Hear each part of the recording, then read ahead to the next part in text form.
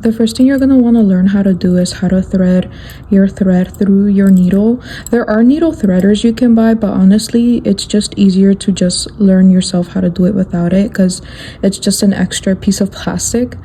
And the way you can do is like rolling the end to get it through, but a lot of embroiderers will say in like other tutorials that you can just like lick the tip and it helps.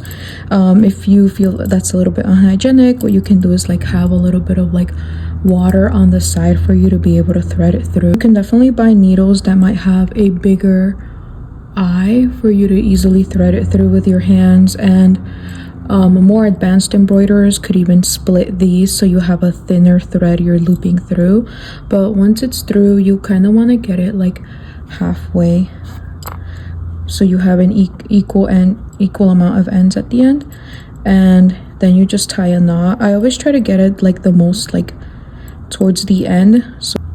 So the first stitch I'm going to be showing is the lazy daisy, and you kind of want to map out mentally where you want your flower to be. I kind of want mine like right here, so I have this thread already knotted and everything, so I'm gonna poke through the end where I would want my first petal to be, and you're just gonna pull the needle fully through.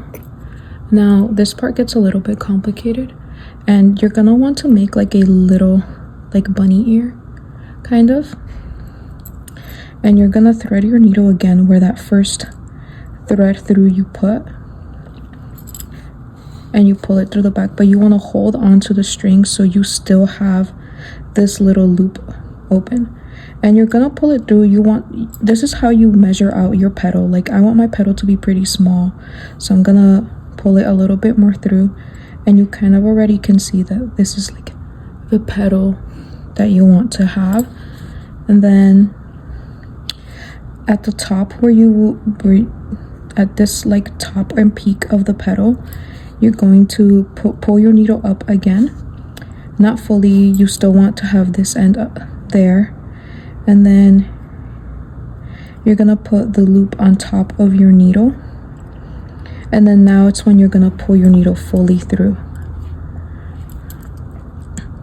and then you're gonna put your needle on top and pull it through the top of the peak of the petal, and now you have the first petal of your lazy daisy. Next that I'm going to show is a French knot, and now I have some yellow thread on my needle to make the center for the flower. It can be whatever color you want, obviously, but I'm just gonna poke my needle through fully up to it reaches a knot, and then I'm gonna hold out my thread like this, like with my fingers, and I'm sort of like looping it through, and I'm gonna wrap my thread with my needle. I kind of circle it around as if you were like wrapping like a wire, putting tape on something, and I'm only gonna wrap it like twice because this flower is small, so the center is gonna be small. The more you wrap it, the longer it is. It doesn't make it like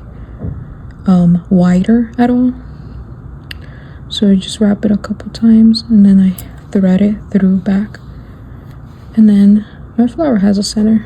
Thread can get stuck, especially if you have like this kind of mess going in the back, which always happens with embroidery. So I added another lazy daisy, and now I want to add like a little bit more to my design. I want to add like a rose like right here. In order to do the stitch for the rose, you do want like a longer piece of thread. I usually wrap it around my hand like a couple of times, and then I cut thread in my needle. And then the rose is a little bit more complicated, but it takes up a bit of space, so I want it like right here in the corner by these little flowers. So I imagine it like as a circle, and then you're gonna thread your first thread through the center where you want your rose to be. I am a little off because I know it's gonna be a larger like stitch. So once you've pulled it once through, you're gonna pull it back in like at the diameter you would want the rose to be. So actually I'm gonna make mine quite small,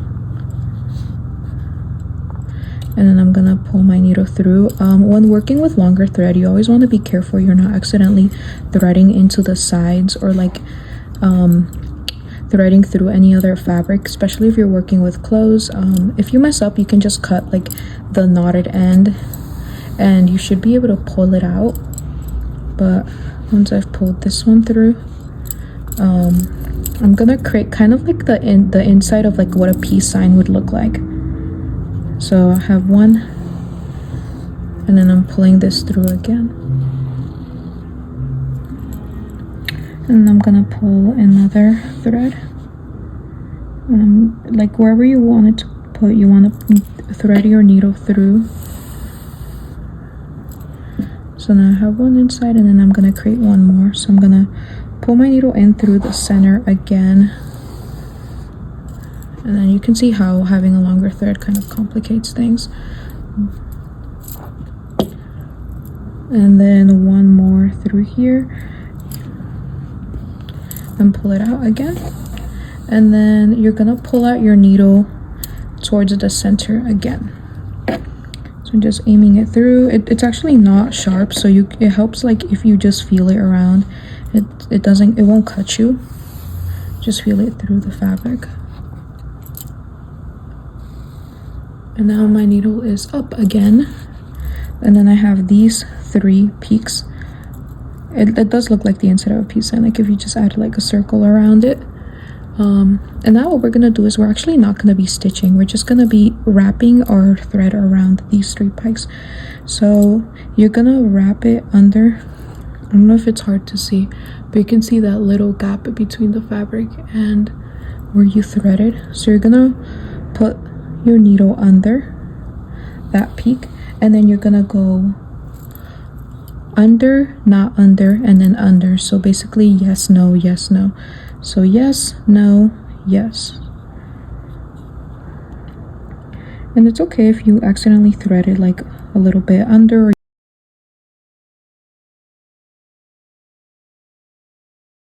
done fully threading it through. You kind of get this thing and it looks like a rose threading through your needle. You can just poke it back through the back again. You can choose whatever point you want. Something that also, like if you want yours to look a little bit more defined, what you can do is once you're done wrapping, bring your thread back to the front again after you brought it back, and you can add like a little bit of like some stitches coming around it so it looks like little extra petals or rose. Now a final stitch I wanted to show is how you can use like the lazy daisy we used earlier to kind of make a some vines and some greenery to add to like any flower embroidery, or if you want to just do vines and flowers are not your thing. So I threaded some green thread. Again, I feel like a lot of it doesn't really have to do with the shapes or how good your embroidery is too. Obviously skill helps and you get better as you practice, but just having like a little bit of colors of thread, they're like 60 cents or honestly sometimes 34 cents at the craft store too. Not too expensive. Or you could ask someone that does like friendship bracelets, like those were a trend and people should have them handy. But I have this now, so I'm gonna show how I'm gonna add like, I want to add like a little vine coming maybe through here or wrapping through here, maybe through here actually. So I'm gonna make up my mind, make it coming off this one because it honestly looks like it's missing a petal. So you're gonna thread your needle up and then you're gonna put it right back down. Thread it back up, and then this is a running stitch. This is just a basic stitch that you can honestly use to mend things too, like if you do it in the back of clothes. But you're basically just threading your needle back up and down, but you want to make the distance in between your threads kind of uniform. So I'm only gonna move like a little bit from here and thread it back down, and it leaves behind the stitch. You wait like a little bit of distance down, otherwise you'll undo the stitch you already did. Pull it back up and then go back down. The smaller the spaces are in between too, helps it look more like just a straight line. Obviously there's a more complicated stitch you can learn, and there can be like There's like other tutorials for it too if you want it to look a little bit more clean, but I'm just doing like a basic, easy to learn, simple one.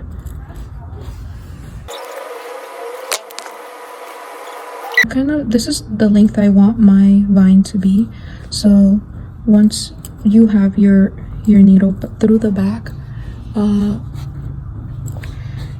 you want to pull your needle back to the front of your design where you want your first green like leaf to be off the vine. So I want it right here, and then you're just gonna be doing a lazy daisy. I'm gonna try to make it really small so this looks more nice and careful. And if you wanted to add leaves, like just leaves, not vines, to your flowers, you can just do a lazy daisy kind of on the side. Like if I wanted to add one here or add one here.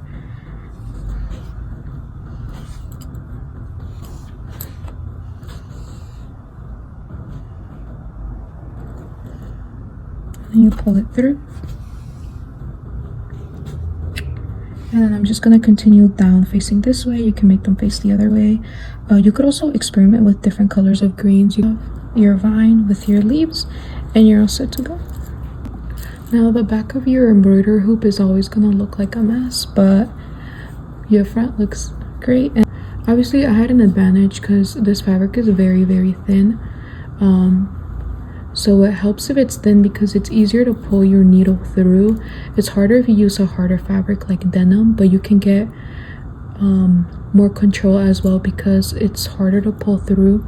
It's more like firm. If you are not using an embroidery hoop, denim is great.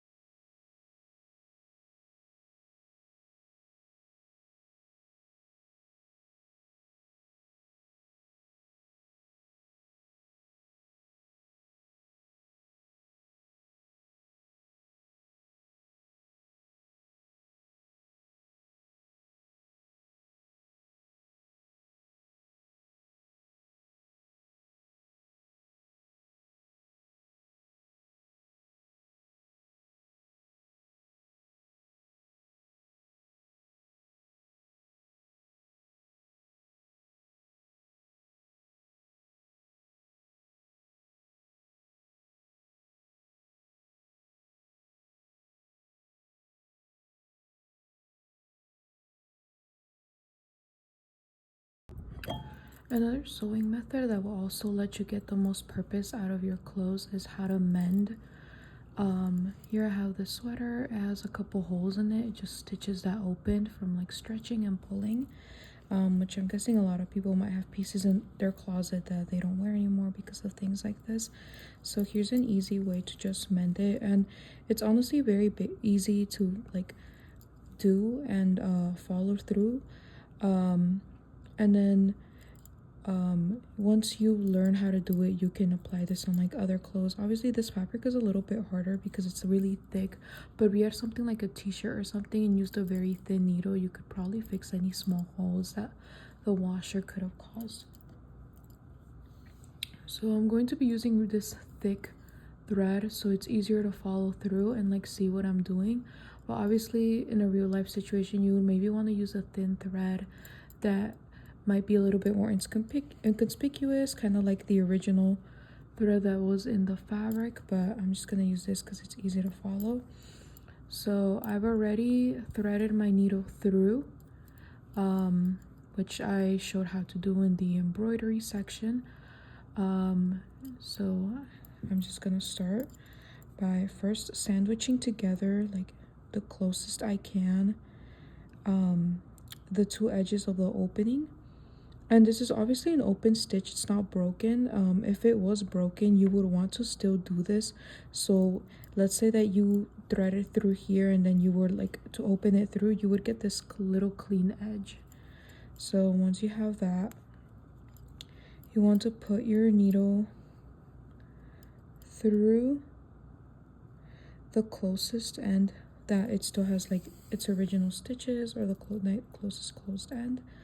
And once you put your needle through the other side, you're basically just gonna be going back and forth. This sweater has 2 holes.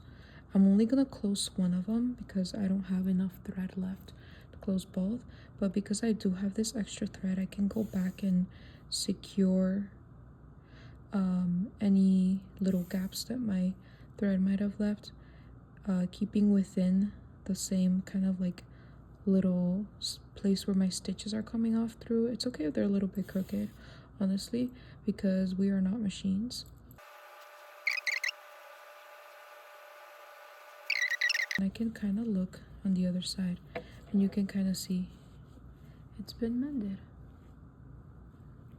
And obviously you can pull and you see the pink string, which is why you're gonna tighten it and you're gonna form your knots at the end, and make sure you knot this really tight so it doesn't open again.